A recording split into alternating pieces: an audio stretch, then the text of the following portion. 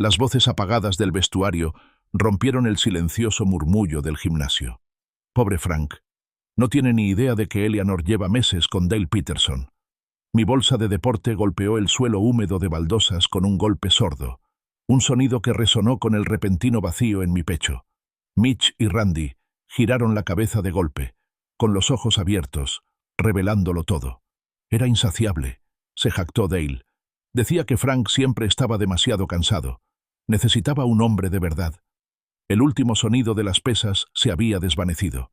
El sudor aún me resbalaba por la piel. Era tarde, más de las 10, y el gimnasio estaba casi vacío.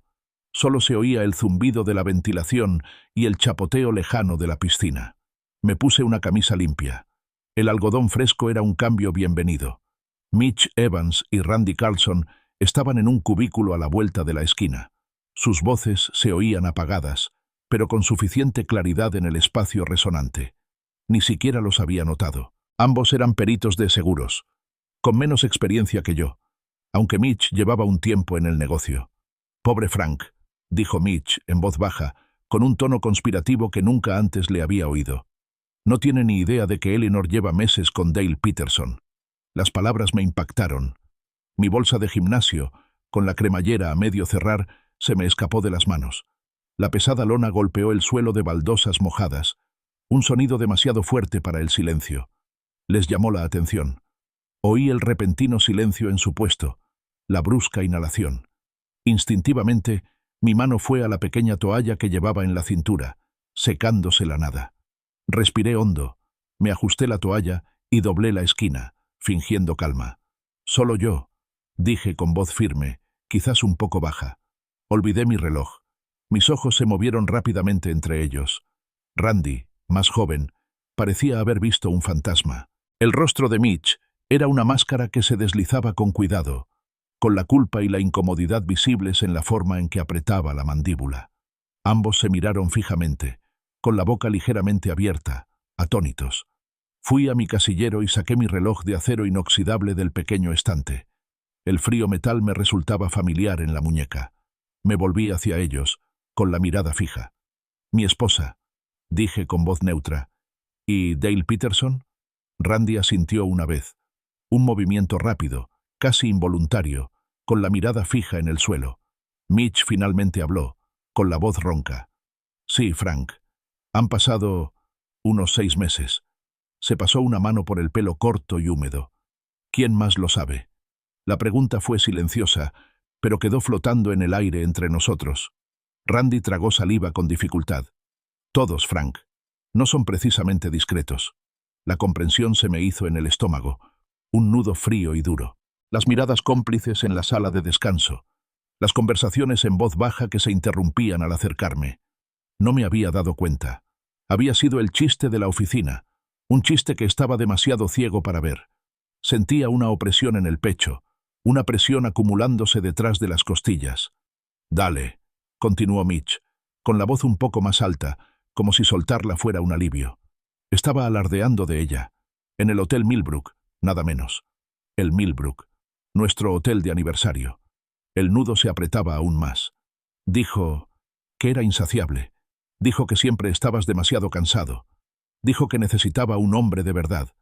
Las palabras fueron un golpe físico, más cortante que cualquier puño. Sentí un temblor profundo, pero mi rostro permaneció inmóvil. Asentí lentamente. «Gracias por la información, caballeros». Mi voz era serena, sin delatar nada. Mitch cambió de postura. «¿Qué vas a hacer, Frank?» Lo miré, luego a Randy. «Lo que mejor sé hacer», dije, «investigar». El camino a casa fue un borrón. Las calles familiares de Elmwood se deslizaban lentamente. Las farolas dibujaban fugaces rayas en el parabrisas. Mis manos aferraban el volante, con los nudillos blancos. La ira, un calor lento y latente, acechaba bajo la conmoción.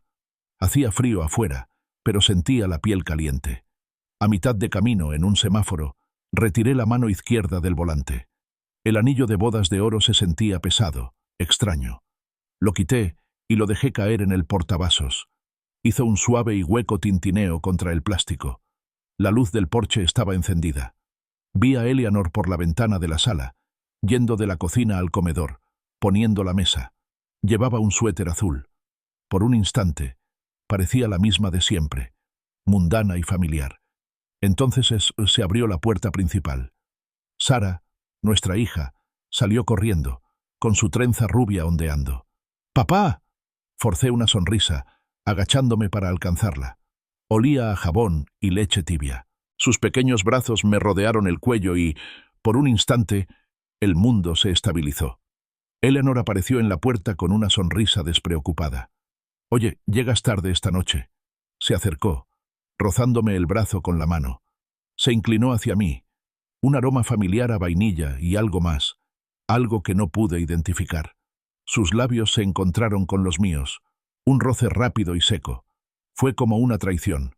Todo mi ser retrocedió, aunque me quedé quieto, dejándola alejarse. «Largo», murmuré. «Necesito una ducha». Pasé junto a ellos, hacia el baño. El agua ya corría, un siseo y un gorgoteo al calentarse. El chorro abrasador fue un alivio, luego una penitencia.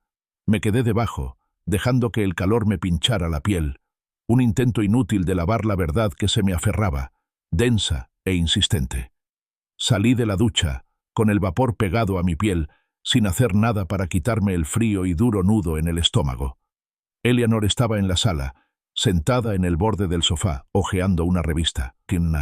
La luz de la lámpara iluminaba los reflejos de su cabello rubio, la curva de su cuello. 15 años, 2 hijos, una casa en Elmwood con un césped respetable. Sin embargo, mirándola, era una extraña. Su postura despreocupada, la facilidad con la que su mano descansaba sobre su muslo, todo era una mentira, una ilusión cuidadosamente construida en la que yo había vivido. Pasé junto a ella sin decir palabra, rumbo a las habitaciones de los niños. Sara ya estaba dormida, una figura pequeña e inmóvil bajo su edredón de dinosaurios. Billy, de 5 años, seguía despierto, con los ojos muy abiertos. «¿Un cuento, papá?», murmuró con el pulgar hacia arriba.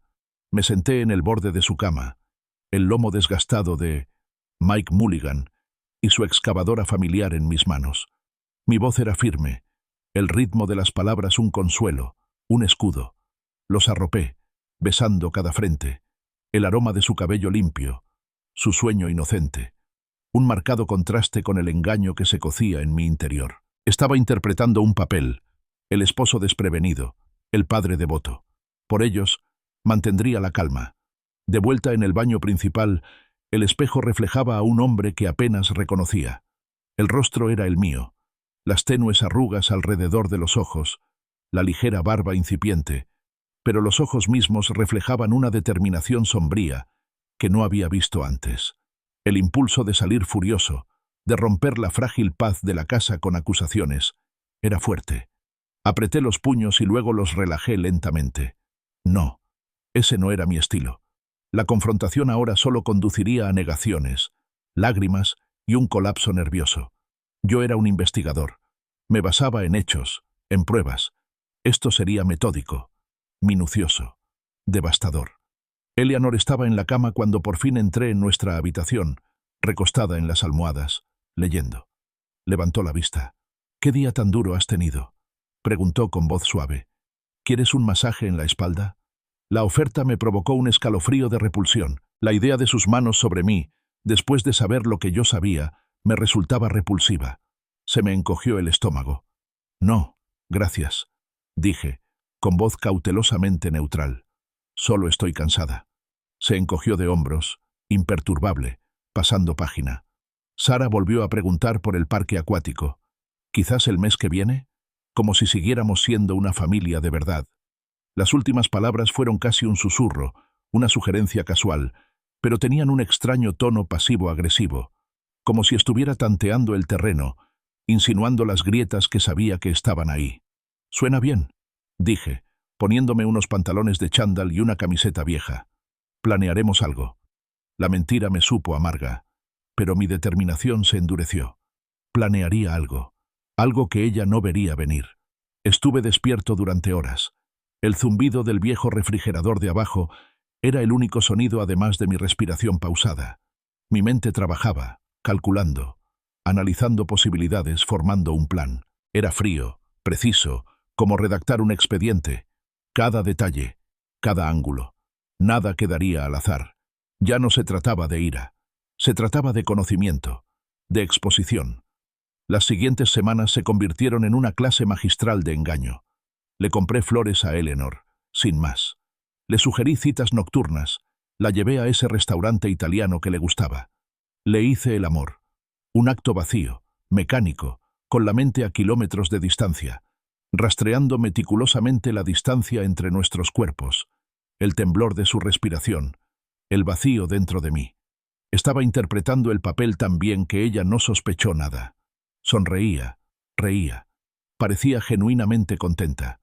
Eso solo agudizó mi determinación. Un martes, durante mi hora de almuerzo, conduje 30 kilómetros hasta Elmhurst, un pueblo tan lejano que nadie de Prairie State Insurance reconocería mi auto.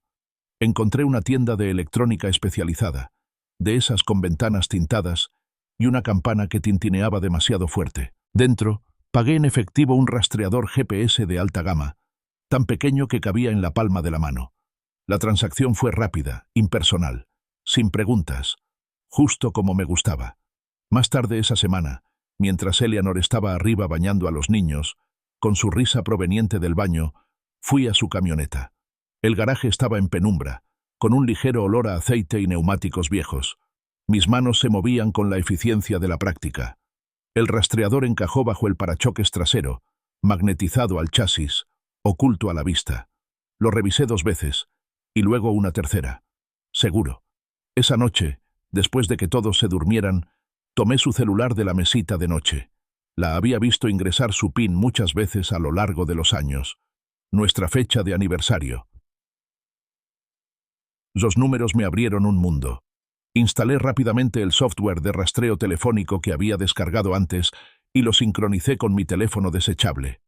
Fue sorprendentemente fácil. Unos toques, un icono oculto, y de vuelta a su mesita de noche. Luego vinieron los micrófonos. Cosas diminutas, compradas en línea, imposibles de rastrear. Uno en su auto, bien guardado en la visera del lado del pasajero. Otro, metido con mucho cuidado, en el forro de su bolso favorito. El último, el más difícil, fue colocado detrás del cabecero de nuestra cama. Al asegurarlo, con el cable fino y casi invisible, sentí que se cruzaba una línea clara, una frontera moral, pero la necesidad de saberlo todo, cada detalle, cada palabra casual, lo eclipsaba. ¿Había estado Dale en nuestra casa? ¿En nuestra cama? Necesitaba saberlo. Lo sabría. Comenzó la vigilancia. Mi teléfono desechable, escondido en el cajón de mi oficina en casa, se convirtió en una fuente constante de información entrante. Registros de llamadas, mensajes de texto. Al principio, eran inofensivos, breves intercambios sobre el trabajo, detalles mundanos. Luego, lenta, casi imperceptiblemente, el tono cambió. Pensando en ti, de Dale. ¿Qué ganas? De Eleanor. La intimidad se intensificó, un veneno que se filtraba lentamente en lo cotidiano. Las llamadas telefónicas eran más difíciles de escuchar, pero más reveladoras. Palabras clave. Ir a tomar un café, para una reunión clandestina. Actualización del proyecto, para algo mucho más personal. Lugares de encuentro secretos, discutidos en voz baja, con los detalles precisos. Y luego, las quejas. Eleanor, hablando de mí. Mis defectos percibidos. Es tan cansado todo el tiempo, Dale. Nunca tengo energía para nada. Oh, es tan predecible, ¿sabes? Como un reloj. Cada palabra era un pequeño fragmento, penetrando más profundamente. El micrófono del dormitorio, una delgada línea casi invisible tras la cabecera, captaba sus quejas en las horas de silencio después de que fingiera dormirme. Sus murmullos al teléfono, los suaves suspiros, confirmaban las palabras que Mitch había oído. Hablaba de detalles privados de nuestro matrimonio con Dale, cosas que solo ella y yo deberíamos saber. La frecuencia de nuestra vida amorosa, mis hábitos, mis estados de ánimo. Era una invasión, una transmisión pública de nuestro mundo privado, amplificada para su amante. Empecé a notar un patrón en sus excusas. Club de lectura, decía, poniéndose el abrigo, con una sonrisa radiante y poco convincente, o clase de yoga, mientras agarraba su esterilla.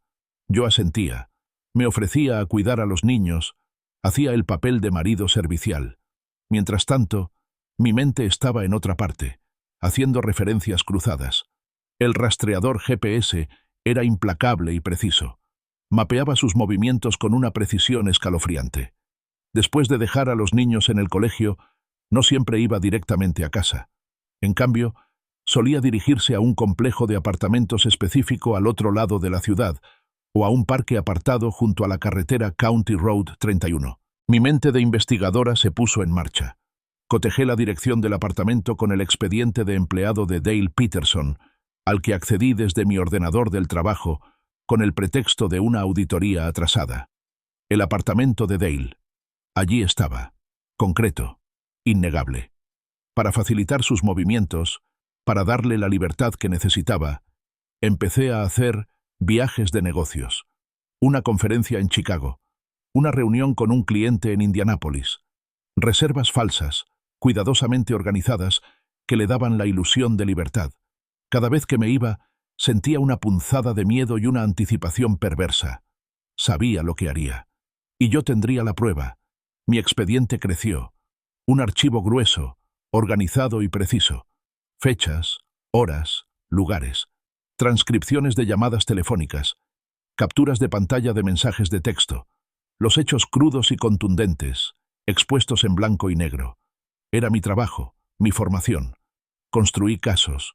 Este fue el caso más importante de mi vida. Una grabación, grabada un martes por la noche, mientras yo supuestamente estaba en Chicago, captó a Eleanor hablando de los niños con Dale.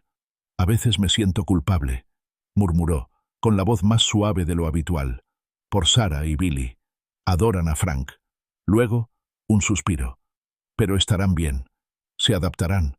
No podemos dejar que nos frenen, ¿verdad?» Las palabras fueron casuales, desdeñosas.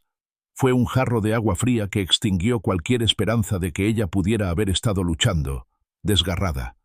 Había tomado su decisión, y sus hijos eran una idea de último momento. Descubrí la magnitud de su asunto corporativo. Los susurros en la cafetería, las miradas cómplices en los pasillos. Mis colegas, mis amigos, lo sabían. Me observaban, al marido desprevenido, mientras Eleanor y Dale seguían con sus asuntos bajo sus narices. La humillación me quemaba, una herida abierta y furiosa que supuraba con cada nueva evidencia. El dolor había cambiado. La conmoción inicial había dado paso a un profundo y ardiente resentimiento. Observé a Eleanor interactuar con Billy y Sarah, la forma en que ayudaba a Sarah con su tarea, explicándole fracciones con paciencia, la forma en que le hacía cosquillas a Billy hasta que se partía de risa, la madre amorosa, el tacto suave, la sonrisa cálida. ¿Cómo podían estas dos mujeres coexistir en el mismo cuerpo? La esposa traidora, fría y calculadora, y la madre protectora. La disonancia era casi insoportable. Pero mantuve la compostura, con la cara de póker fija. La investigación continuó. La presión dentro de mí crecía, una quema lenta y constante. Necesitaba una perspectiva externa, una confirmación más allá de los datos fríos. Busqué a Susan, una analista senior que había trabajado conmigo durante años. Era discreta, perspicaz y tenía un don para conocer los temas tácitos de la oficina. «Susan», comencé una tarde, apoyada en la pared de su cubículo, en voz baja. «Hipotéticamente, si hubiera rumores sobre alguien en la oficina, algo delicado, ¿lo sabrías?» Levantó la vista, con las gafas sobre la nariz. Su mirada era directa. «Depende de los rumores, Frank. La gente habla». Tras una pausa, añadió, «¿Hablamos de Eleanor?» La pregunta quedó en el aire, como una campana que confirmaba lo que ya sabía. Asentí una vez. Susan suspiró, echando la silla hacia atrás. «Sí, Frank. Todo el mundo lo sabía. Ha sido un secreto a voces durante meses». Dudó, y su mirada se suavizó con un destello de lástima que odiaba. «Dale, tiene fama. Siempre la ha tenido. Supongo que simplemente no estabas prestando atención». Ese detalle, la reputación de Dale, fue otro trago amargo. Yo, el investigador principal, había ignorado la pista más obvia. El punto ciego era inmenso. Unos días después, Me senté frente a un gran escritorio de caoba con el señor Davis, un abogado especializado en divorcios conocido por su meticulosidad. Deslicé mi gruesa carpeta sobre la madera pulida. «Toma», dije, con voz apagada. «Todo». Davis, un hombre de cabello canoso y ralo, con aires de autoridad discreta, abrió la carpeta. Hojeó las páginas, frunciendo el ceño mientras leía las transcripciones. Examinaba los registros de GPS y las grabaciones de llamadas. Silbó suavemente. «Señor Miller, esto es extraordinariamente minucioso. No he visto este nivel de detalle fuera de casos de espionaje corporativo». Levantó la vista con expresión seria.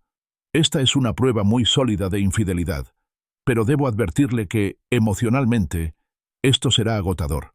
Y con niños de por medio, la custodia será una batalla principal. Quiero la custodia completa», dije con firmeza, sin margen de negociación. «Billy y Sarah estarán conmigo». La idea de que estuvieran expuestos a Dale Peterson, a las decisiones de Eleanor, era intolerable. Los protegería, costara lo que costara. Desde ese día, comencé a distanciarme emocionalmente de Eleanor. El esfuerzo por mantener la fachada se volvió casi insoportable. Mi paciencia se agotó. Nuestras conversaciones se volvieron más breves y superficiales. Mis respuestas a sus preguntas eran cortantes y distraídas.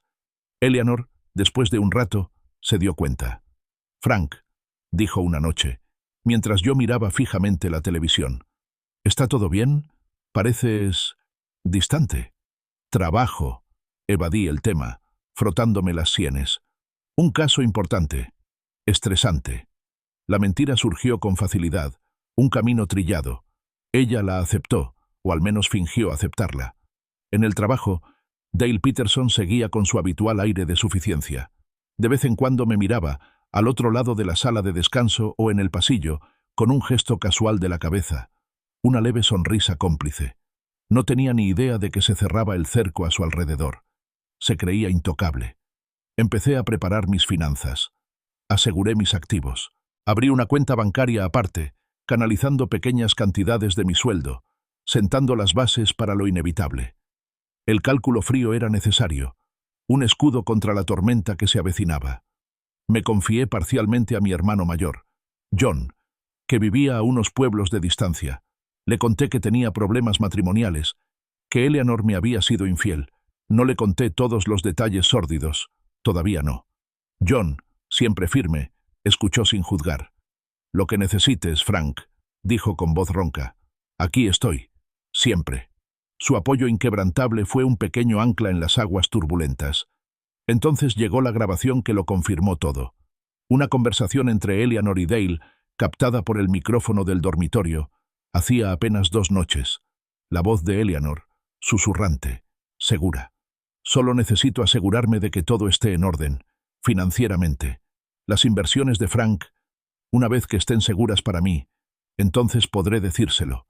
Tiene que estar limpio. Por los niños. Entonces no fue solo pasión. No fue solo un error de juicio. Fue una decisión fría y calculada. Planeaba usarme, desangrarme, antes de descartarme. La traición se profundizó, transformándose en un sabor metálico y duro en mi boca. Hice un último viaje de prueba.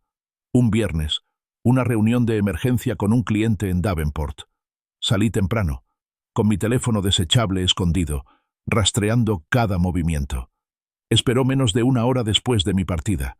El GPS la mostró dirigiéndose directamente al apartamento de Dale Peterson. La decisión era definitiva.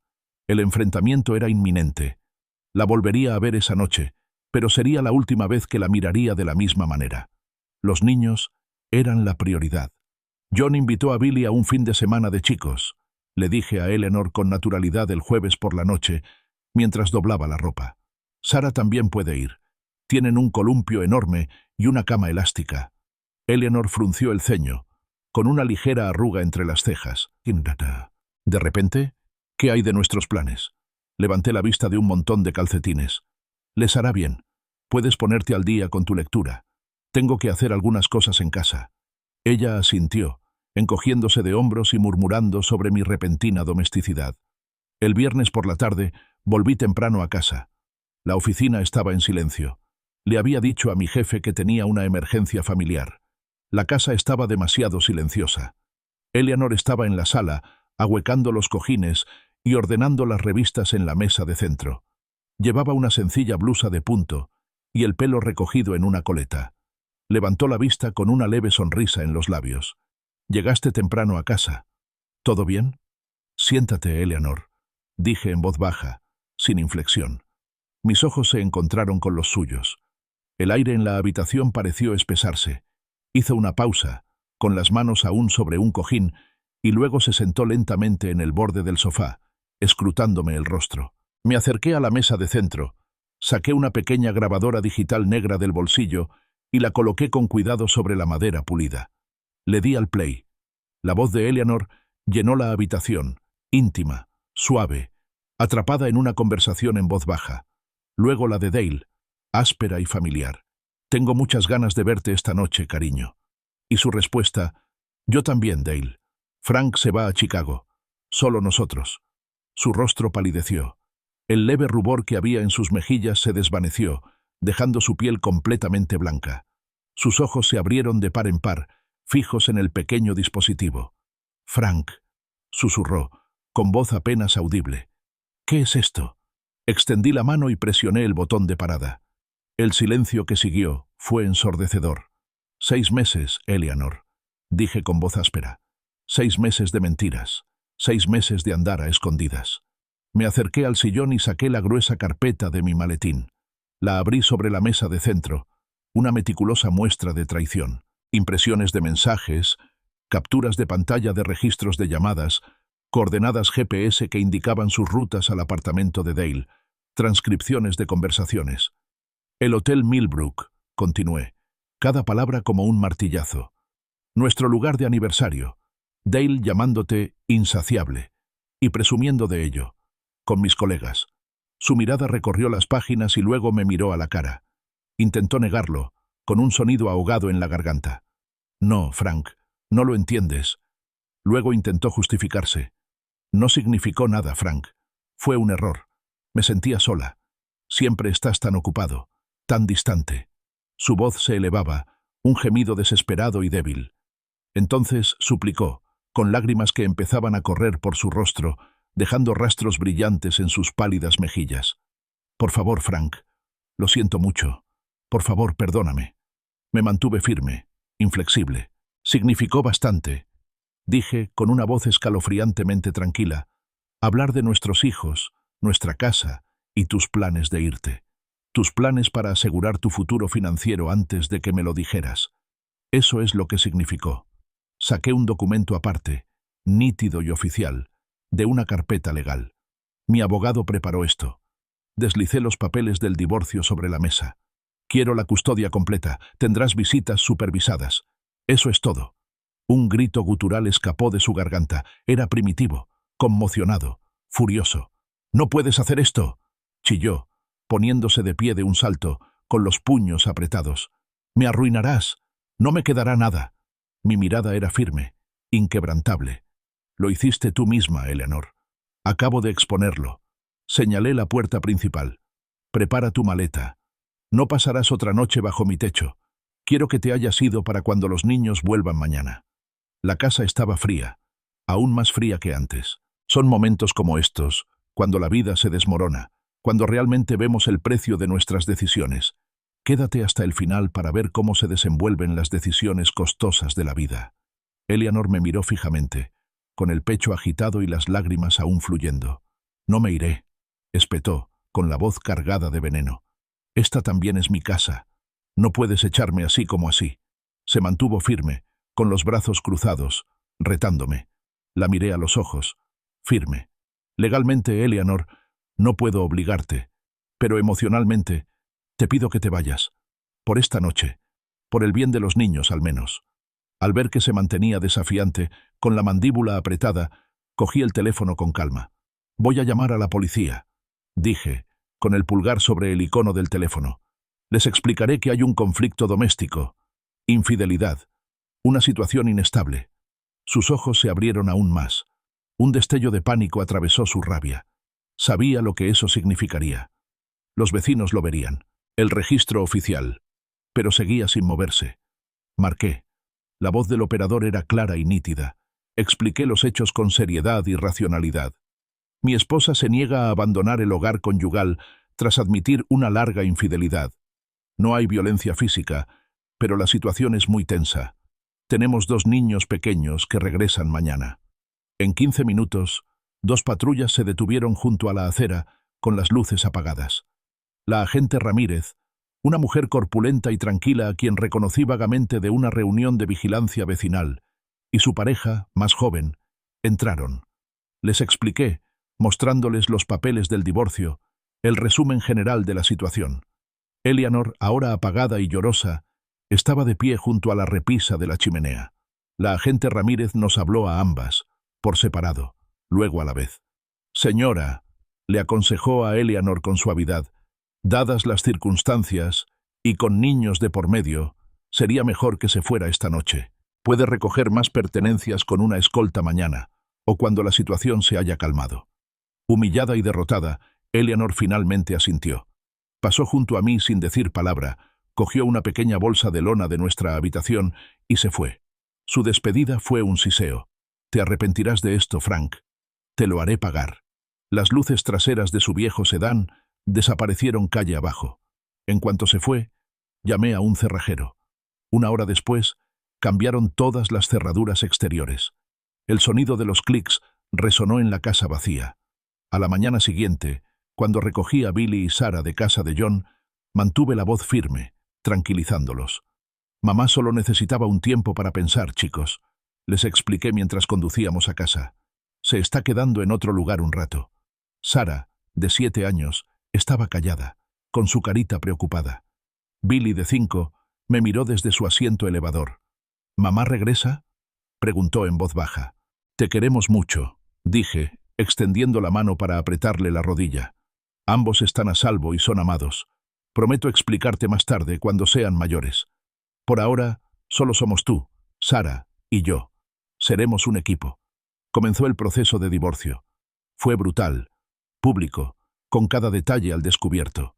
La abogada de Eleanor, una mujer astuta y agresiva, intentó todos los trucos posibles. Me presentó como controladora, emocionalmente abusiva y obsesionada con el trabajo. Intentó afirmar que mi vigilancia era una invasión de la privacidad, un acto de acoso, pero mis pruebas eran abrumadoras. Fechas, horas, lugares, grabaciones de Eleanor hablando de sus planes financieros, su despreocupación por nuestros hijos. El engaño a largo plazo quedó al descubierto. El asunto corporativo con Dale Peterson se hizo público en Prairie State Insurance. Los rumores se convirtieron en debates abiertos. Dale fue reprendido y degradado. Sus perspectivas profesionales, antes prometedoras, se vieron gravemente perjudicadas. Soporté las miradas compasivas, las conversaciones en voz baja, la compasión en los ojos de mis colegas, pero mantuve la cabeza en alto. Había hecho lo necesario. Mi prioridad eran Billy y Sarah. Mantuve una presencia firme y estable para ellos, cocinando cenas, ayudándolos con las tareas y leyéndoles cuentos antes de dormir. Su bienestar era mi prioridad, mi ancla. Las audiencias de custodia fueron particularmente polémicas. Eleanor luchó con todas sus fuerzas para evitar las visitas supervisadas, argumentando que traumatizaría a los niños y la haría parecer incompetente. Mi abogado, el señor Davis, presentó metódicamente las pruebas de su engaño calculado, de su disposición a anteponer sus propios deseos a los de la familia. El juez escuchó absorto, con el rostro impasible. La decisión parecía lejanísima. Los rumores comenzaron sutilmente. Luego se convirtieron en un rugido que resonó por nuestra pequeña comunidad del Medio Oeste. La noticia de la aventura y el divorcio complicado corrió como la pólvora. En el supermercado, en la iglesia, durante la recogida de los niños en la escuela, sentí miradas fijas en mí. Sentí que las conversaciones cesaban al acercarme. Los amigos tomaron partido. Algunos, como John, ofrecieron un apoyo incondicional, llamando por teléfono, trayendo comida. Otros, antiguos amigos en común, rechazaron discretamente a Eleanor, con una incomodidad palpable. Eleanor, como era de esperar, intentó poner a la opinión pública en mi contra. Se hizo la víctima, contándole entre lágrimas a cualquiera que la escuchara que yo era controladora, fría y que la había empujado a los brazos de otro hombre. Me acusó de paranoia, de invadir su privacidad, pero mis acciones, mi actitud reservada y las pruebas irrefutables que presenté ante el tribunal contradijeron discretamente su versión. Mi integridad como investigadora, irónicamente, consolidó mi imagen pública. La gente me conocía, sabían que manejaba hechos. En Prairie State Insurance, las consecuencias continuaron. Dale Peterson, incapaz de soportar el escrutinio implacable y la repentina frialdad de sus colegas, renunció. Desapareció de la oficina, dejando solo el persistente aroma de su colonia y el recuerdo de su sonrisa petulante. Su carrera, imaginé, había terminado. Eleanor pasó apuros. Financieramente, la separación la afectó mucho, especialmente después de que mi abogado congelara nuestros bienes comunes. Socialmente, se sentía aislada. Muchos de sus antiguos amigos, que antes admiraban su vibrante personalidad, ahora veían sus grietas, su hipocresía. Las llamadas telefónicas cesaron. Las invitaciones se acabaron. Entonces llegó otro descubrimiento, una herida abierta. Mientras revisaba nuestros registros financieros con el señor Davis, descubrí que Eleanor había vaciado en secreto una parte significativa de nuestra cuenta de ahorros conjunta en los meses previos al enfrentamiento. Decenas de miles de dólares, desaparecidos. Fue un acto calculado, otra capa de traición, que reforzó mi determinación de llegar a un acuerdo financiero drástico. No se trataba solo de pasión. Se trataba de avaricia, de que ella intentara asegurar su futuro a mi costa, tal como lo sugería la grabación. Durante una de las audiencias de custodia particularmente polémicas, Billy y Sarah fueron entrevistados por separado por una trabajadora social designada por el tribunal. La trabajadora social informó al juez con voz neutral y profesional. Describió la silenciosa confusión de Sarah, pero fue el testimonio inocente de Billy el que atravesó la sala como un cuchillo. A veces, citó la trabajadora social a Billy, cuando papá estaba de viaje de negocios, el tío Dale venía a visitarnos. Hizo una pausa y luego añadió, lo llamaba tío Dale. La sala quedó en silencio. Eleanor parecía haber recibido un golpe. La mirada del juez, antes impasible, se agudizó. No se trataba solo de adulterio. Se trataba de traer a su amante a nuestra casa, al espacio de los niños, mientras yo estaba fuera. Era una total indiferencia hacia su bienestar, hacia la santidad de su hogar. Este testimonio devastador fortaleció enormemente mi caso de custodia total. Unos días después, Eleanor me llamó. Su voz era suave, frágil, completamente distinta a la de la mujer enojada que me había gritado. «Frank», suplicó, «te extraño. Extraño a los niños. Cometí un terrible error. ¿Puedo cambiar? Por favor, ¿podemos intentarlo? ¿Por los niños?» Escuché, agarrando el teléfono con la mano y con la mandíbula apretada. Miré por la ventana a Billy y Sarah jugando en el patio trasero, con risas distantes. Vi a Eleanor, no la mujer del teléfono, sino la de la grabación, hablando de nuestros hijos como un obstáculo. La mujer que nos había vaciado los ahorros. La mujer que había traído a su amante a nuestra cama, a nuestra casa. «Es demasiado tarde, Eleanor», dije con voz monótona, sin emoción alguna. «La confianza está irrevocablemente rota. No queda nada que salvar». Colgué antes de que pudiera responder. El mazo del juez golpeó, un sonido agudo y definitivo que resonó en la silenciosa sala. Dado el patrón demostrado de engaño y falta de criterio de la demandada, Eleanor Miller, en asuntos que afectan directamente el bienestar de los menores, este tribunal otorga la custodia legal y física exclusiva de Billy y Sarah Miller al demandante, Frank Miller. Mi abogado, el señor Davis, asintió con gravedad a mi lado. Eleanor, al otro lado de la sala, parecía como si la hubieran golpeado. Las palabras «visitas supervisadas» siguieron. Un duro golpe para su imagen pública y, imaginé, para su orgullo maternal. El acuerdo financiero, tras meses de minuciosa contabilidad y litigios, también me favoreció. La mayor parte de los ahorros que Eleanor había intentado malversar se recuperó y se devolvió a los fondos universitarios de los niños, donde debían estar. Fue una victoria, según todos los términos legales, pero me sentí vacío. Las cicatrices emocionales eran profundas, un dolor constante y sordo bajo la superficie. Mi enfoque se centró por completo en reconstruir nuestro hogar, en cuidar la frágil relación con mis hijos. La casa se sentía diferente ahora, despojada de toda pretensión, lista para una nueva base. Cocinaba más, aprendí a trenzar el cabello de Sara, ayudé a Billy con las matemáticas de primer grado. Actos sencillos y cotidianos que parecían monumentales. Billy y Sara tuvieron dificultades. Sara se volvió más callada, a veces retrayéndose en sí misma. Billy, en cambio, se portaba mal ocasionalmente, poniendo a prueba los límites, con su carita marcada por una confusión que no podía expresar. Yo les proporcioné estabilidad, una presencia constante, un refugio en su tormenta emocional. Hubo noches de lágrimas, preguntas que no pude responder del todo, pero los abracé, asegurándoles mi amor inquebrantable. En los momentos de tranquilidad, después de que los niños se durmieran, me encontraba reflexionando sobre mi propio papel. ¿Acaso mi exigente carrera, las largas jornadas, mi mente a menudo preocupada, habían contribuido a la soledad de Eleanor? Me había centrado tanto en mi trabajo que había pasado por alto la lenta erosión de nuestro matrimonio. Las preguntas no ofrecían respuestas fáciles, solo una persistente inquietud. También lidiaba con la moralidad de mi propio engaño. La vigilancia, los micrófonos ocultos, había invadido su privacidad. Había actuado con una frialdad calculadora que resultaba ajena al hombre que creía ser. Sin embargo, había sido necesario. Había revelado la verdad. Había protegido a mis hijos. La cuerda floja moral era delgada. Mi hermano, John, se mantuvo firme. Me visitaba a menudo. Me ayudaba con las reparaciones de la casa y me escuchaba sin juzgarme mientras, lenta y tímidamente, comenzaba a procesar el dolor y la ira. «Hiciste lo que tenías que hacer, Frank», me decía, con la mano en el hombro. «Por los niños, no lo dudes». Finalmente busqué terapia. Las heridas de la traición eran más profundas de lo que había previsto, y necesitaba ayuda para comprenderlas, para aprender a vivir con ellas. Fue un proceso lento, hablar sobre la ira, la humillación y la profunda sensación de pérdida.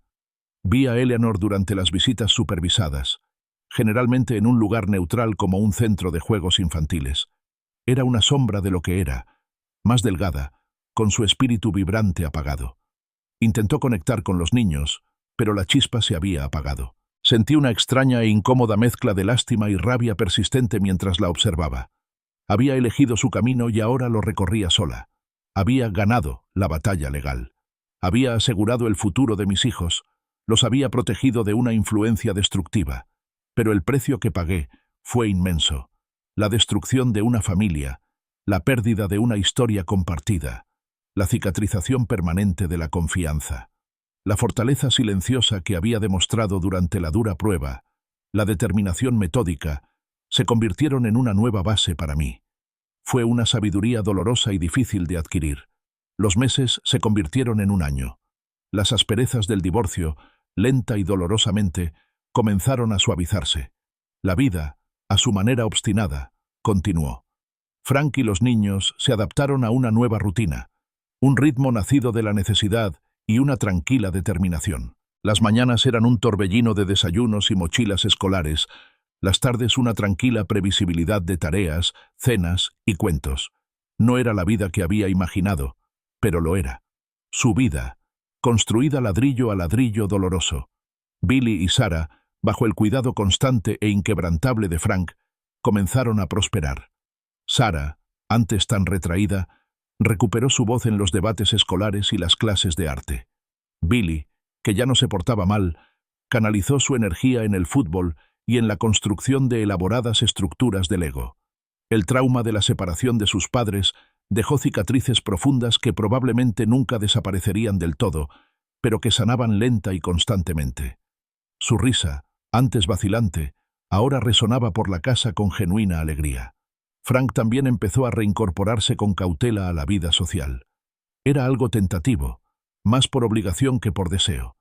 Asistía a funciones escolares y se ofrecía como voluntario para una campaña benéfica local. Se sentía como un fantasma, observando a los demás, aún receloso de la conexión, del potencial dolor. La inquietud era una constante, una voz silenciosa que le advertía que no se abriera de nuevo. Fue en un picnic comunitario, una recaudación de fondos para la biblioteca, donde conoció a Emily. Estaba apilando platos de papel en una mesa, con el pelo oscuro recogido y una mancha de salsa barbacoa en la mejilla. Tenía una sonrisa amable y modesta, y una mirada que transmitía una comprensión serena. Hablaron de los niños, de Elmwood, de los desafíos cotidianos de ser madre soltera. Descubrió que Emily también era madre soltera y criaba a un hijo unos años mayor que Billy. Comprendía su cautela, la forma en que siempre miraba el reloj, la prioridad que daba a sus hijos por encima de todo. No había presión, ni expectativas, solo miradas compartidas, silencios reconfortantes.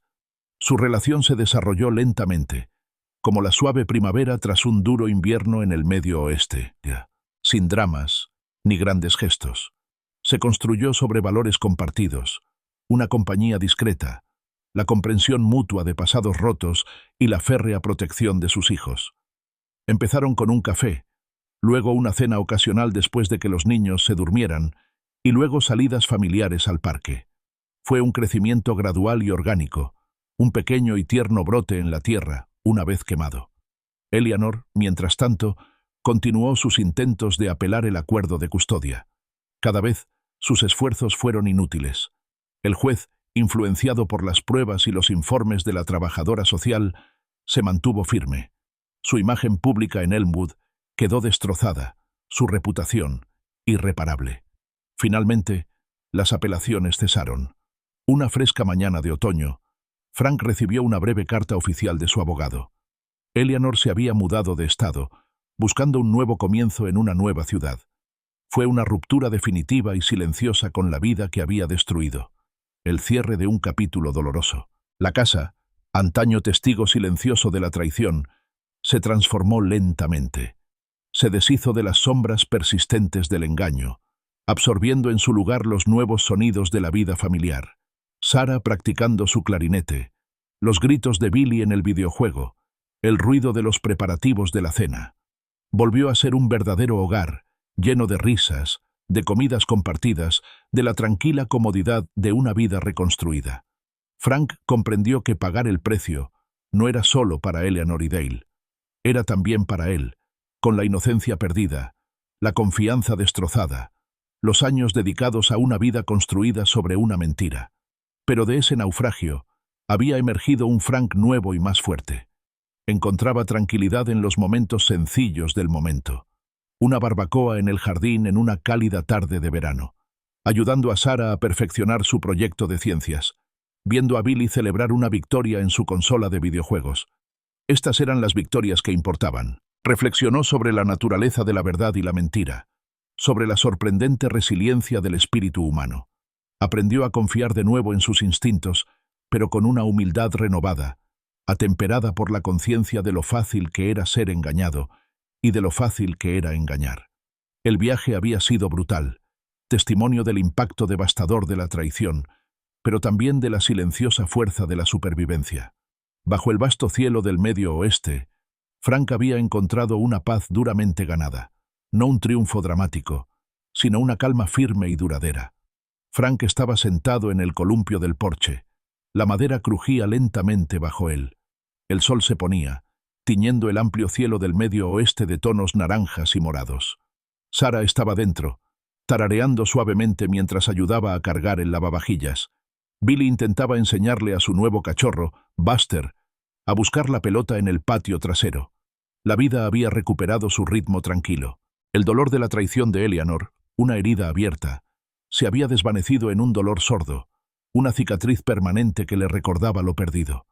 Pensó en Eleanor, ahora lejana, un recuerdo lejano de una vida diferente. Pensó en Dale Peterson, con su carrera destruida, su reputación hecha trizas. Se había hecho justicia, en un sentido frío y legal. Sin embargo, el coste había sido inmenso, medido en noches de insomnio, en las lágrimas de los niños, en la destrucción de una confianza que jamás podría recuperar por completo. Emily era una presencia reconfortante, una fuerza serena que comprendía sin necesidad de explicaciones. Su compañía se basaba en la comprensión mutua y la dedicación mutua a sus hijos. Observó a Billy perseguir a Buster con una sonrisa sincera. La casa, Antaño testigo silencioso del engaño, ahora resonaba con los sonidos de una familia reconstruida, más fuerte tras las tormentas que había superado. Era una paz duramente ganada, conseguida mediante el dolor y la vigilancia, pero era real.